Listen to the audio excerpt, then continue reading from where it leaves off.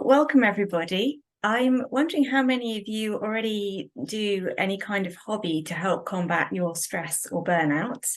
And if you don't, then hopefully after today's little video, you will be tempted to take one up, because I'm here with Suzanne Raffellini and we're going to be exploring her amazing skills as a glass artist. But before we get onto that, I should probably just introduce myself. I'm Katie Dean. I am the creator, founder of Find My Energy, and I help people recover from burnouts and chronic fatigue. So today we're going to be talking with Suzanne to explore what glass art is, how it can be therapeutic and helpful for you, and if you like the sound of it, how you can get into it. So let me just hand over to Suzanne and ask her to introduce herself to everyone. Hi, everybody. As Katie said, I'm Suzanne Raffellini. I'm a glass artist. I've been a glass artist for the last 20 years, but it started as a hobby. And now it's my full-time job. I do commission work, I teach classes, and I also make products that I sell. So there's a range of things that I do. Yeah, amazing. And I know actually right behind you is one of your pieces, which we'll get on to talking about later. But before we do that, let's start at the beginning. And I'd love if you could share how you actually got into glass art.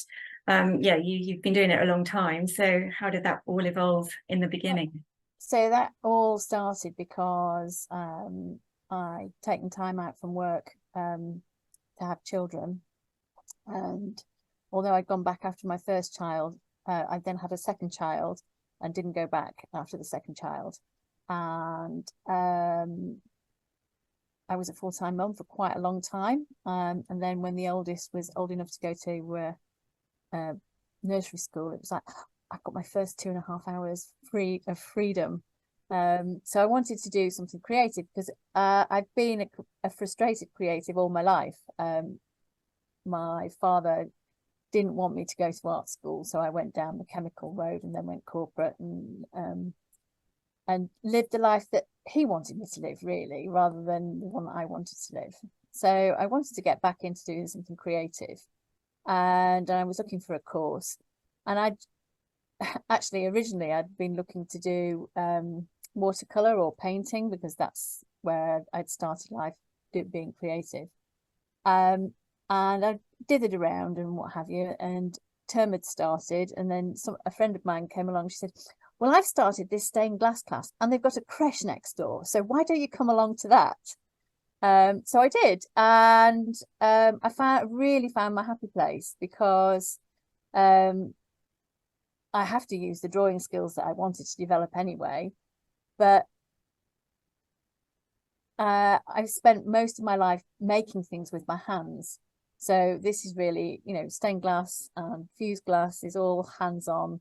And actually, once I got into it and started on the road with that, I also found that I used the chemical knowledge, more chemical knowledge than I'd ever used in corporate life, I was now using in my creative life. So yeah, so it's a big full round circle.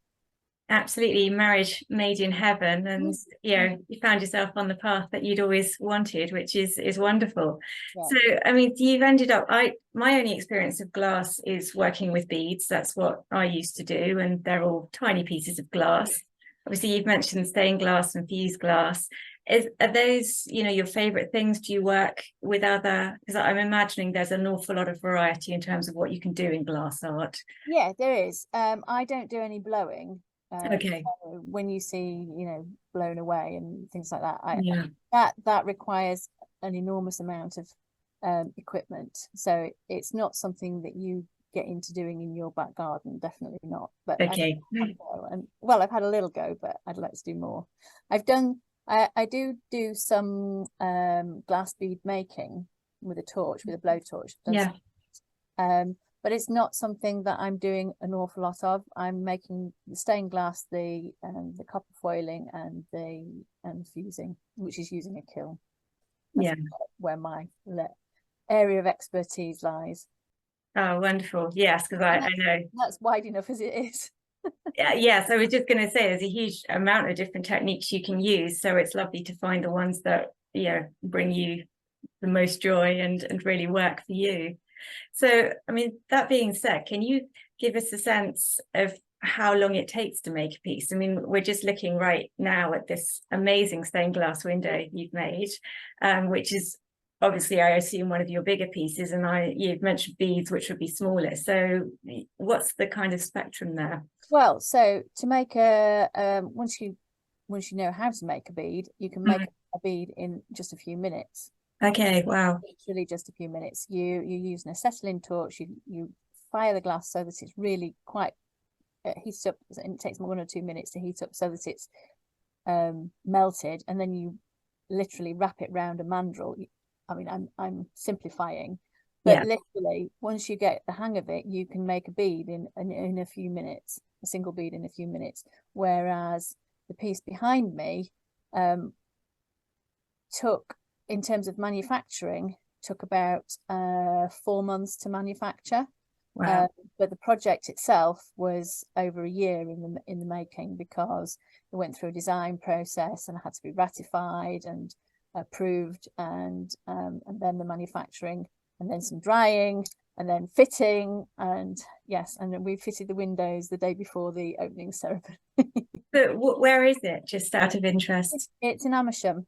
Okay, a church. Yeah, Yes, it's in a yeah, church in Amersham. So the church was redesigning the front of it of it, and it's a modern church, built about 100 years ago, and for their 100th centenary, they decided to do some remodeling, and the church was designed a little bit like the old Renaissance churches. So it was very dark and had a full wooden door at the front, and so the inside of the church was quite dark, at least within the entrance.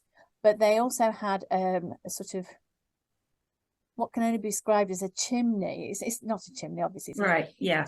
a tower that had a lot of light windows around the top. So part of the church was very light and part of the church was very dark.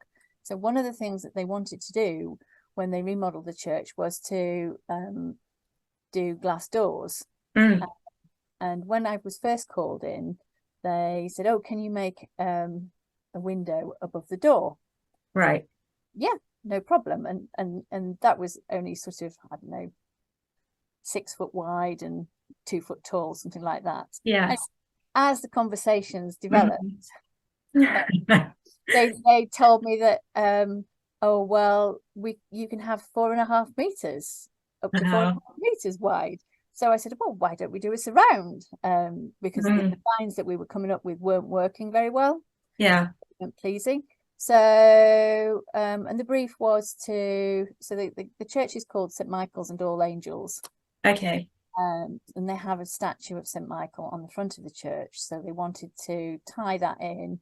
They wanted to invite the congregation. It's on the high street in Amersham, actually. Oh, right. Yeah. Wanted the design to invite people to come into the church. So that's part of the ethos behind it. And they also wanted it to be not coloured. So wow. No small amount of challenges then, and it's wonderful actually to hear more about the whole design process for that, because there's so much that goes into it. So so thank you for sharing more about that with us. So we're getting a small sense, just a taster of what glass art's all about now, but I'd love to move on and talk about a topic that we've both got in common, which is kind of the therapeutic side of it. So using art as therapy. And I understand that you've had your own experience of burnout. So I wondered if you'd mind sharing a little bit more about that with us. Interestingly, the main part of my burnout has been about trying to run a small business, right?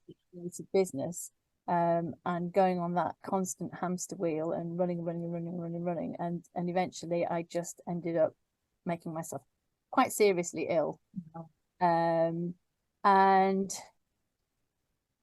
only a couple of years ago, actually, but that sort of through COVID and all the stresses of COVID and because I wasn't very electronically savvy. I'd done everything. I'd done everything by just all my business was based on face-to-face interaction. Okay. So I lost my business overnight. Yes. When we went into lockdown, because I wasn't allowed to teach. I wasn't allowed to do any fairs, which is my main source of the two main sources of income. So all I had was a smaller part of the business, which was my commission work, when it certainly wasn't enough to keep me going. So No. that was a very stressful period. And that, on top of having up until then worked like a complete dog, Yeah. just made me. But doing art, because I love art, is completely therapeutic, because all, you know, your head is just buzzing because you're so worried about everything that's going wrong in your life. Yes. Actually, doing something that is creative just switches you off. I can remember being on a course a couple of years ago, somebody asked me why I did glass, and I said, well, because when I walk into my studio and I shut the door, I leave everything else outside. Yeah. Everything else, because you have to really concentrate if you want to cut a piece of glass.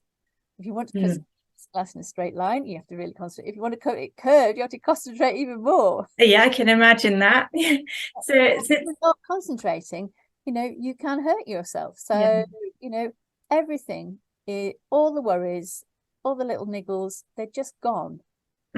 Yeah, it's wonderful. Spend time, and then when you finish working, you go back and it's like, right, okay, I've reset. I can go and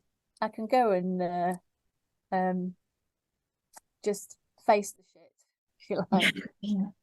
So did you actively use your glass making as you were recovering? Yeah. Was that a kind of conscious decision on your part? And Yes. actually what I found is that I've consciously allowed myself to explore other avenues of art. Right. So for the last year I've been following somebody else, and I've been going to her wild painting weekends, which is abstract art painting, and it fits in with me. Well, it's the complete antithesis of what I'm doing normally, because I'm very working with the glass. I'm very, very precise, but by being precise, you block a bit of creativity. Yeah.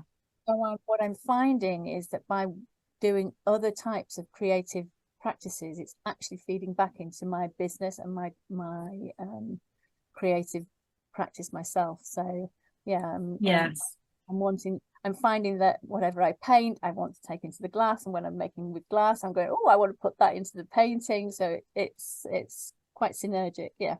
Yeah, yes, no, that makes sense. I mean, I think everything in life, we're looking for a healthy balance. And yes, as you say, the skills you require in one area can shut down skills that you require in another, which you want to bring that all into balance. So do you find that that has been reflected in the way that you're teaching others? I mean, do people tend to come to you with that desire for therapy, or is that not really on their radar? I think the majority of people who come to me, particularly for term time classes, are looking for the therapeutic side, even if they don't realize it. Yeah. And certainly the people who end up staying with me for years, it's the camaraderie, it's the being with other people over and above. They're doing something they enjoy doing, but it's the other side of working. It's a community, you know. Yes. And you're being with like-minded people, and you can talk about the things that you want to talk about. And yes, there is definitely a therapeutic level to it. I think quite a lot of people join glass classes.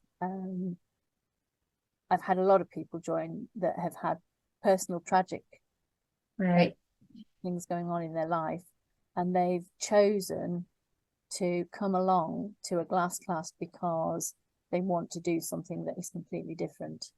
Yeah. And that's as far as that they can articulate it. They don't go, oh, I want it for therapy. No. It's an instinctive thing. And quite often it takes a long time for them to talk about the thing that has brought them there, but they usually do at some point. Okay. Yeah. And that in itself is therapeutic for them. Because when you're working with your hands, you know, you don't have to look at the person who you're talking to. No. And sometimes for people who they don't necessarily want a therapist, they don't want to sit in front of somebody and talk about their deep feelings because they've really, really shut down.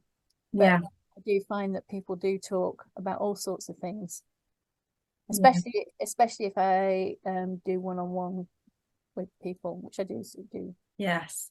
And I find that fascinating because in my background, I've ended up studying quite a lot about trauma and therapy, and how much of that we tend to have this idea that you go and talk to a therapist and talk it all out and relive it all, which can be absolutely horrific, to be honest.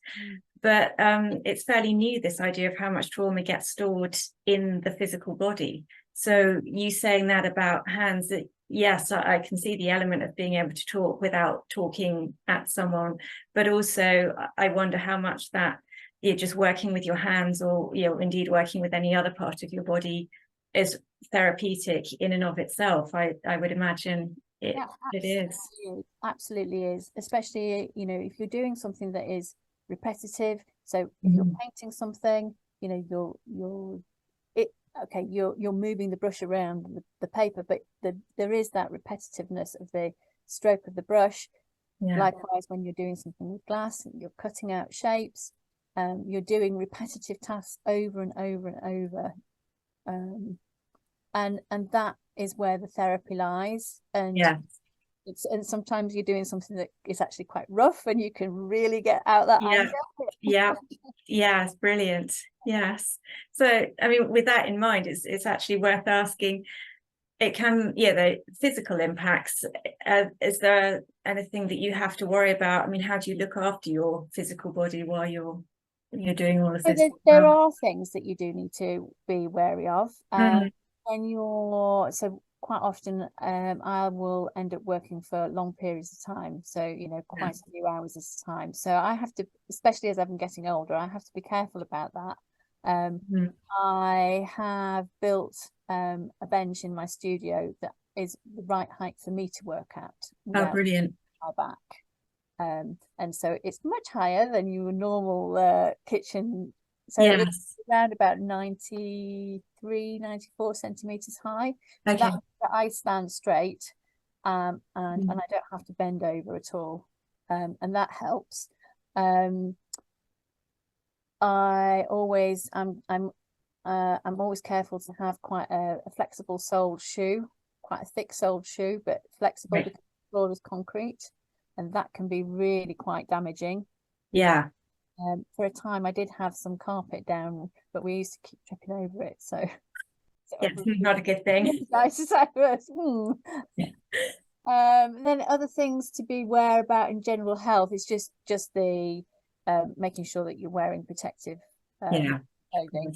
So eye protection, shoe protection for your feet, breathing protection, sometimes depending on what you're doing. So if you're working with dry paints or fine powders of glass, also you need to wear breathing apparatus so that you're not inhaling them and that sort of thing. So and then don't touch the soldering iron at the wrong end, which I have done.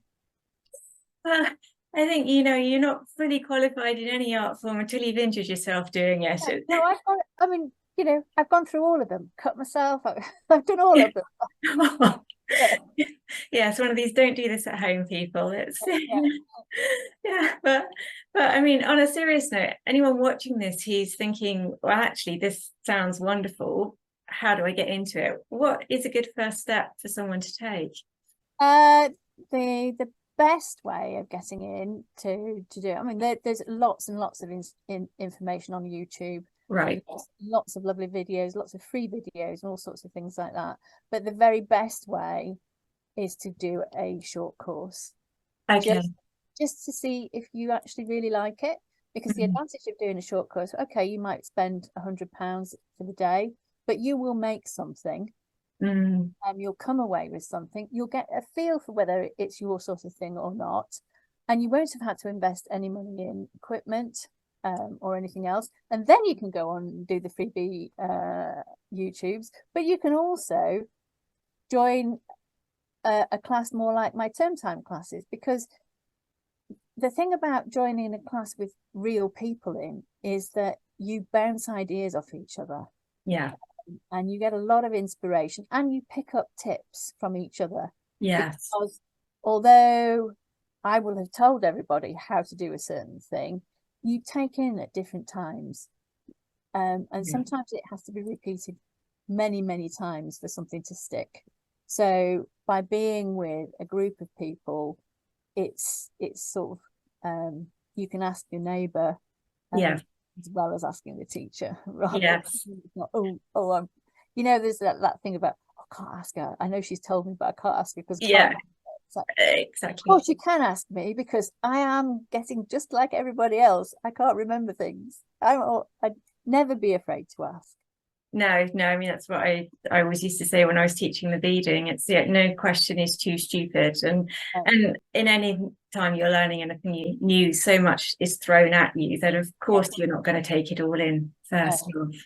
So yes, I mean that sounds wonderful to get a taster. And I mean, so let's say someone's done that and they've gone, yes, well, I see why Suzanne's fallen in love with this.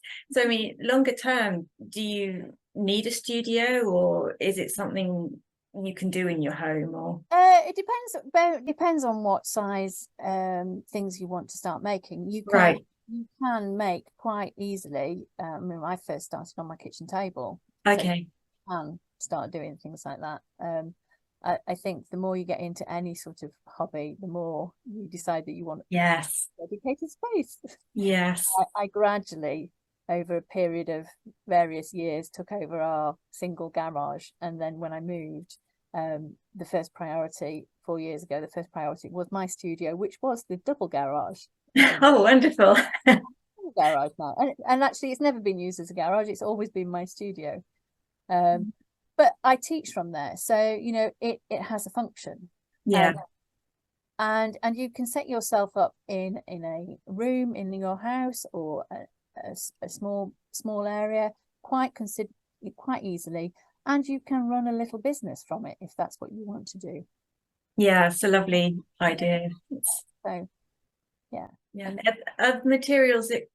are the materials sort of expensive to buy, or it's not a cheap hobby to get into? Right. Yeah, so if you can sell a bit on the side, you can fund the hobby, which is always a good plan. And if you're doing fusing, of course you can always fuse everything, so there's no waste with that. With stained glass, there's a little bit more waste, although you can actually fuse stained glass as well, but you have to be a bit more careful with what you do with that. There are always ways in which you can use your waste, which is quite good.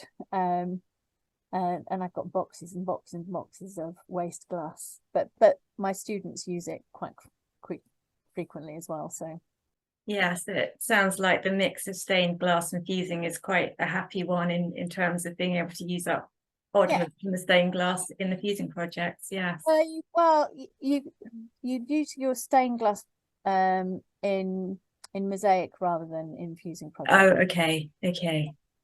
Really. Yeah. So I mean, do you find people try lots of different styles before they settle on one thing, or I find some people come with a very clear desire, vision that they want to only do, for instance, stained glass. Right. Maybe done it in the past, or they've always wanted to do stained glass, and they come with, and they're quite tunnel visioned, and then they sit in the class and they see other people doing something, or they see the group project and they go, that looks interesting, and then they start to explore a bit more.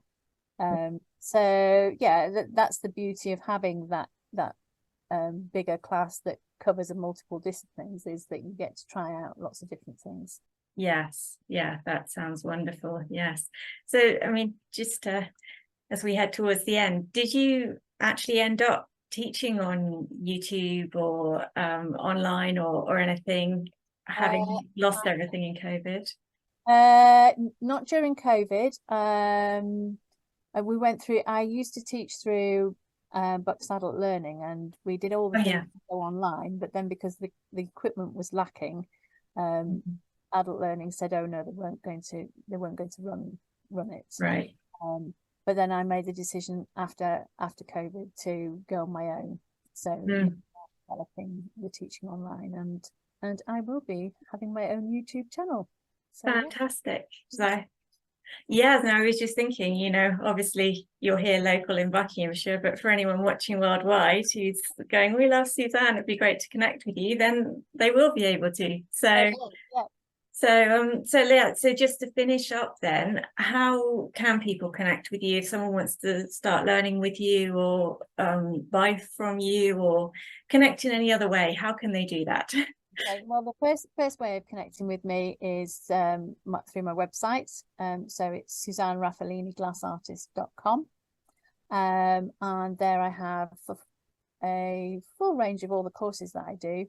And I have a range of products that I sell. You can also get in contact with me if you want to commission some work through my website. That would be my main point of call, but I'm on Instagram with a handle of Suzanne Raffellini Glass, and I'm also on Facebook with Suzanne Raffellini Glass Artist, and I very shortly will be up on YouTube too. Fantastic. Suzanne Raffellini on YouTube. Fantastic. And how often do you teach classes? So my term time classes run for 10-week terms, so I do 3 10-week terms a year, and then in between that I also run Saturday classes, and I do some longer summer schools as well.